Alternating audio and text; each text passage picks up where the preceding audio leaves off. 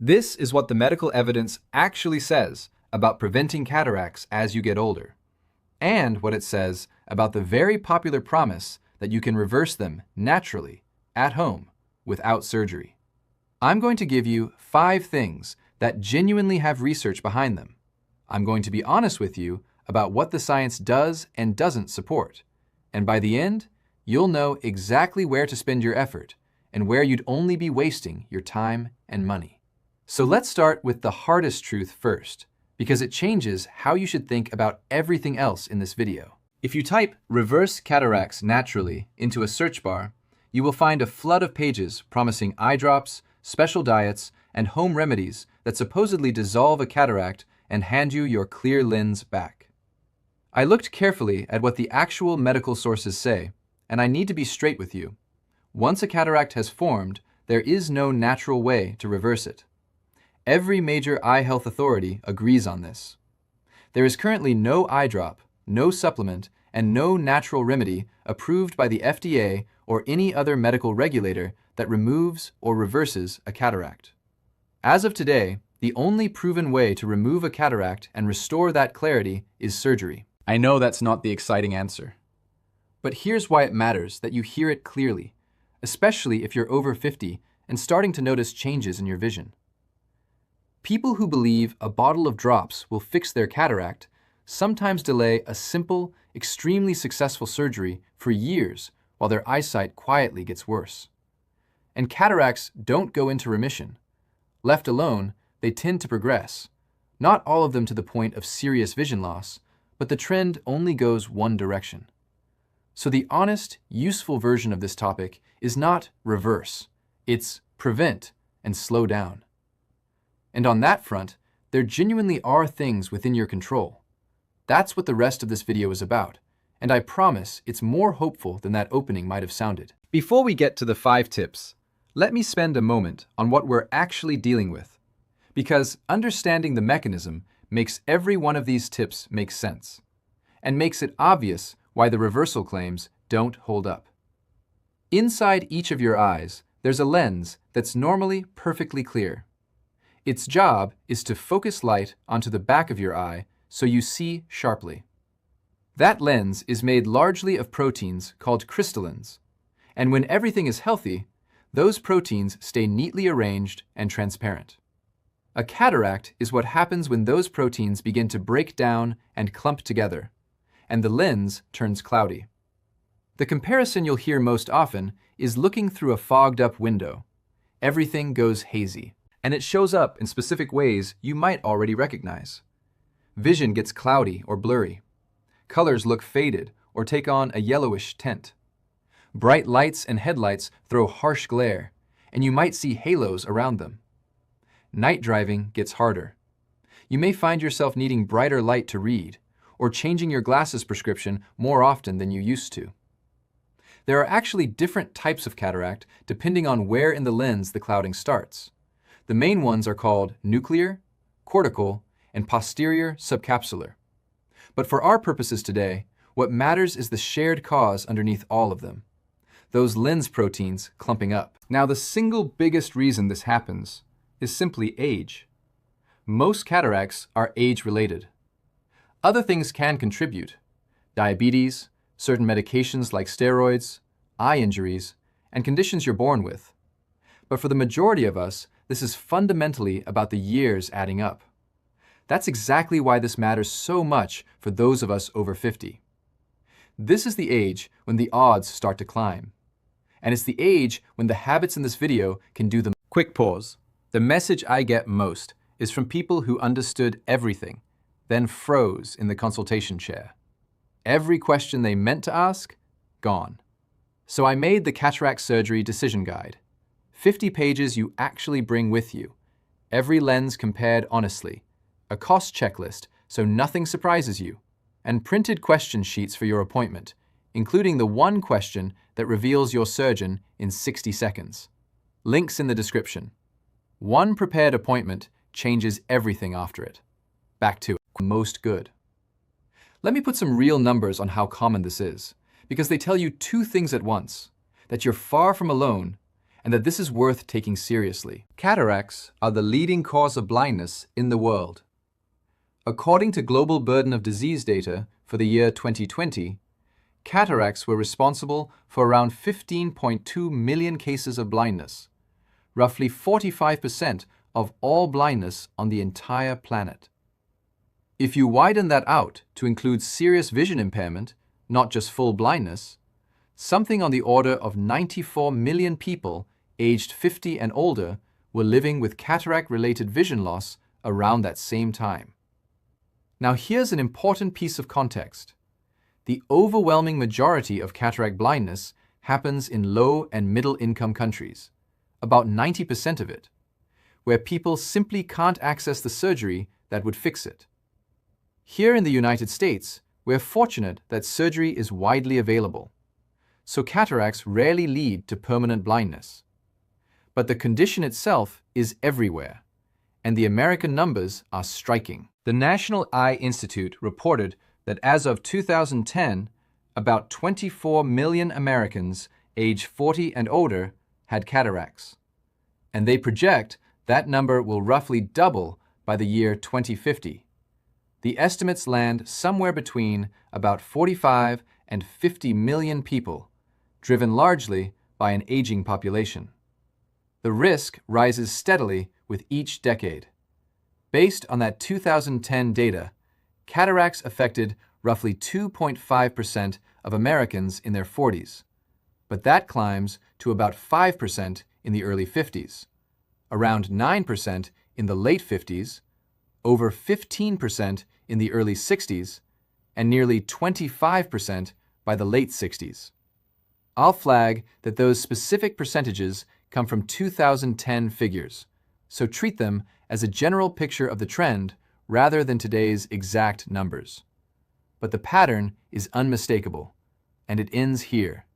More than half of all Americans age 80 and older either have cataracts or have already had surgery to remove them. So this is not a maybe.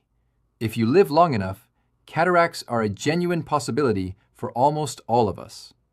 The encouraging news is that the science does point to habits that may lower your risk or slow the process down. So let's get into the 5 that actually have evidence behind them. Tip number 1, protect your eyes from ultraviolet light. This is one of the better supported items on the entire list, and it's also one of the easiest to act on today. Studies show an increased chance of cataract formation with unprotected exposure to ultraviolet radiation, UV. And the reason ties directly back to what we just talked about. UV light actually damages the proteins in your lens. Those are the very proteins that, when damaged, clump together and cloud your vision.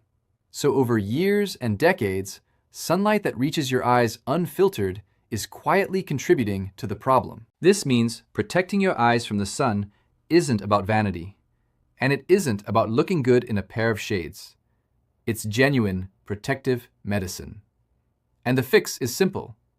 When you buy sunglasses, look for a pair labeled UV 400 protection. That label means they actually block the harmful ultraviolet wavelengths, not just darken the world. This is a real trap worth knowing about. A cheap, dark pair with no UV rating can actually be worse than wearing nothing at all, because the darkness makes your pupils open wider and let even more unfiltered light straight into your eyes. So the tint isn't the point, the UV blocking is. Then, pair those glasses with a wide-brimmed hat when you're out in strong sun, and you've built what eye doctors describe as a double layer of protection. It costs almost nothing. You can start this afternoon, and the evidence for UV as a real risk factor is solid. That covers what's coming at your eyes from the outside. The next tip is about something coming from the inside, and it may be the single most powerful move on this list. Tip number 2. If you smoke, quitting is one of the most impactful things you can do for your eyes.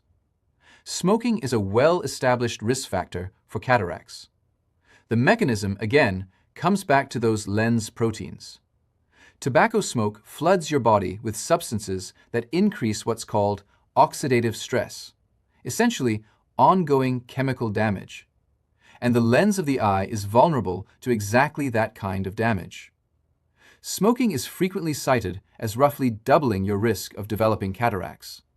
And it's especially linked to that nuclear type of cataract I mentioned earlier. Now, here's the part I most want smokers over 50 to hear. Because it's easy to assume the damage is already done, and there's no point in stopping now. The evidence simply does not say that. Yes, former smokers do carry an elevated risk for some years after they quit. But that risk declines over time once you stop. In plain terms, quitting still helps your eyes, even if you've smoked for decades. Your eyes are not a lost cause, and it is not too late to change the trajectory. And of course, every benefit you'd gain for your heart, your lungs, and your circulation comes along with it at no extra charge. If you don't smoke, the simplest possible advice is don't start. So we've protected against light from outside, and we've addressed smoke from inside. The third tip is about something happening quietly in your bloodstream, and it's one many of you are already managing for other reasons. Tip number 3, keep your blood sugar under control, especially if you have diabetes. Diabetes is a significant risk factor for cataracts. When blood sugar runs high, it causes changes in the lens of the eye, and as a result, people with diabetes tend to develop cataracts, and to develop them at younger ages than people without the condition. This is one of those situations where a health issue that so many of us over 50 are already watching for the sake of our heart and kidneys turns out to be protecting our eyes at the same time. So if you have diabetes, or you've been told you're pre-diabetic, keeping tight control of your blood sugar isn't only about your heart, your nerves, and your kidneys. It's part of protecting your vision, too. And if you genuinely don't know where your numbers stand, let this be one more reason to get tested, because you can't manage what you haven't measured.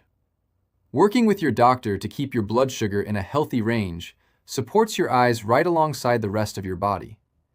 It's the kind of tip where you may already be doing the work. You just may not have realized your eyes were benefiting. That's 3. The fourth is one people are often surprised to see on this list, and it comes with an honest wrinkle that I'm not going to hide from you. Tip number 4, be moderate with alcohol. Several studies show increased cataract formation in people with higher alcohol consumption compared with people who drink little or none. So, heavy drinking is associated with more cataracts. That part is clear and straightforward. And it fits the same oxidative stress theme we keep returning to. Here's the wrinkle, and I'm including it precisely because I promise to give you the real research, rather than a tidy, oversimplified story. There is some evidence that people who drink fewer than 2 standard drinks a day may actually have somewhat lower odds of cataract than people who never drink at all. Now, I want to be very careful with that, because it's easy to misuse. That is absolutely not me telling you to start drinking for the sake of your eyes. No eye doctor would ever give that advice. And alcohol carries a long list of other health risks that far outweigh any eye consideration. The genuinely useful, practical takeaway is simple and safe. Heavy drinking appears to raise your cataract risk, so moderation is the sensible target. If you don't drink, there's no reason here to start. If you do, keep it modest. Now for the 5th tip, and this is the one where I have to do the most careful, honest work with you, because it's the area the internet gets most wrong and where the most money changes hands. Tip number 5, eat a diet rich in eye-friendly nutrients, but understand exactly what that can and can't do. Researchers have linked several nutrients to eye health: vitamin C, vitamin E, and the plant pigments lutein and zeaxanthin, along with the mineral zinc. You get these from leafy green vegetables, from colorful fruits and vegetables, and from a generally balanced whole foods diet. The theory is that these antioxidants help defend the lens against the oxidative stress that damages those crystalline proteins. Eating this way is sound, sensible advice for your whole body, and it's a perfectly reasonable thing to do with your eyes in mind. So by all means, load up on the leafy greens and the colorful produce. But here is where I have to firmly separate what sounds good from what has actually been proven. Because this is exactly where supplements get sold to people your age with big promises. You will absolutely see products marketed specifically to prevent cataracts. The strongest evidence we have does not support them, and I want to walk you through why, because it's convincing. The National Eye Institute ran 2 large, long-term, gold standard studies, known as AREDS and AREDS 2. In the first one, participants took high doses of vitamin C, vitamin E, and beta-carotene for an average of more than 6 years, a serious, rigorous test. The result? No statistically significant effect on the development or the progression of cataracts. The follow-up study, AREDS2, added lutein, zeaxanthin, and omega-3 fatty acids into the mix, and once again found no overall effect on cataracts or on the need for cataract surgery. The Institute's own plain language conclusion is that these supplements do not have an effect on cataract. And this wasn't just an American finding. A separate 5-year trial conducted in South India, in a population whose everyday diets were actually low in antioxidants, the group you'd most expect supplements to help found the very same thing. The supplements did not slow cataract progression. I'll give you one honest nuance for the sake of balance, because it genuinely exists in the research.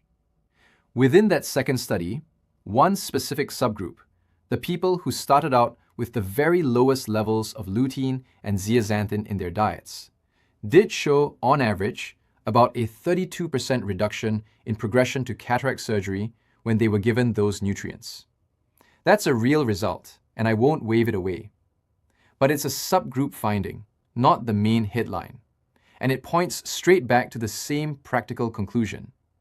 Getting these nutrients from a normal, varied diet is worthwhile, while pinning your hopes on high-dose pills to prevent cataracts is not supported by the best available evidence. So the honest version of tip 5 is this: eat well, favor those colorful vegetables and fruits, and treat any supplement marketed as a cataract preventer with real, healthy skepticism. A good diet may support your overall eye health. It has not been shown to stop cataracts from forming. Those are your 5. Protect against ultraviolet light. Quit smoking. Control your blood sugar. Be moderate with alcohol. And eat a nutrient-rich diet with realistic expectations. And I want you to notice what every single one of them has in common. They are all about prevention and slowing things down. Not one of them reverses a cataract, because nothing you can do at home does.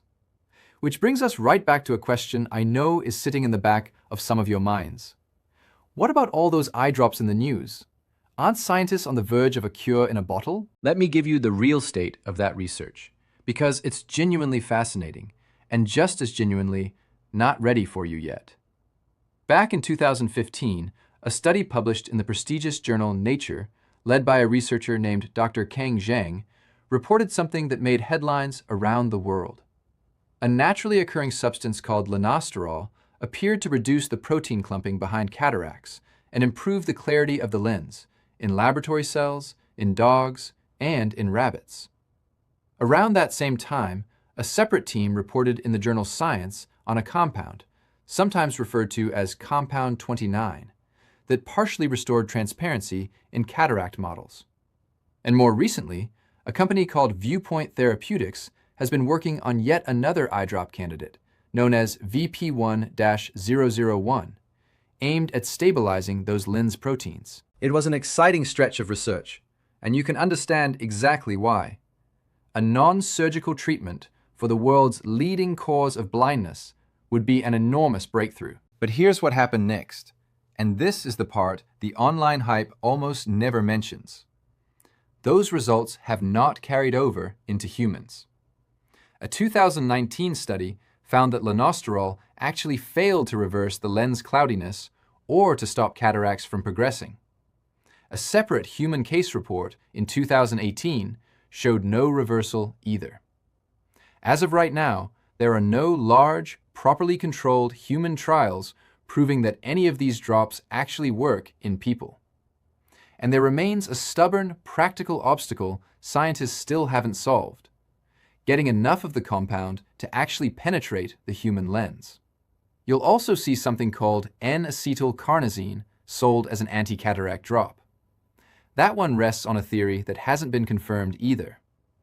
One eye specialist, reacting to all the original excitement, put it about as well as anyone could when he cautioned that our enthusiasm should be tempered, because other compounds have been tried in the past and simply didn't pan out.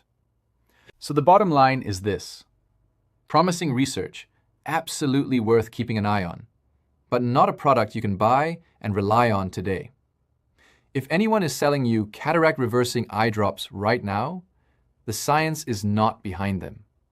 And that leads me to the single most important thing I want you to walk away with, because it reframes this entire subject in a genuinely hopeful way. We tend to talk about cataract surgery as if it were something frightening, a last resort to be dreaded and put off.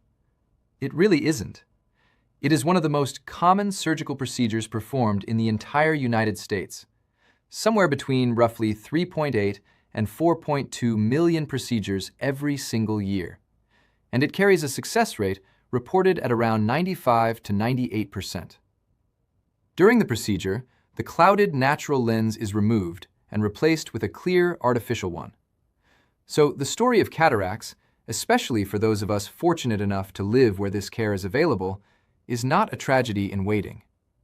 The 5 habits in this video are your first line of defense, the way you may lower your risk and slow the whole process down for years. And if a cataract does eventually develop and start genuinely interfering with your life, there is a safe, proven, remarkably successful fix waiting for you. When you put it that way, this is a very good position to be in. So let's tie all of this back to where we started.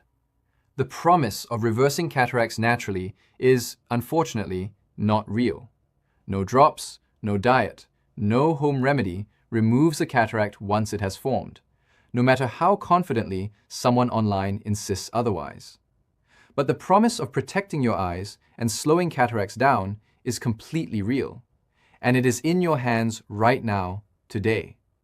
Wear sunglasses that genuinely block UV, and add a hat in strong sun. Quit smoking if you smoke, and know that it's never too late to help. Keep your blood sugar in check. Go easy on alcohol.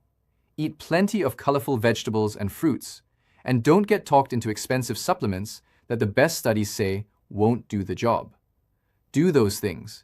Keep getting your eyes checked regularly, and rest assured that if surgery ever does become the answer, it's one of the safest and most successful procedures in all of modern medicine. That's the honest picture. And honestly, it's a hopeful one.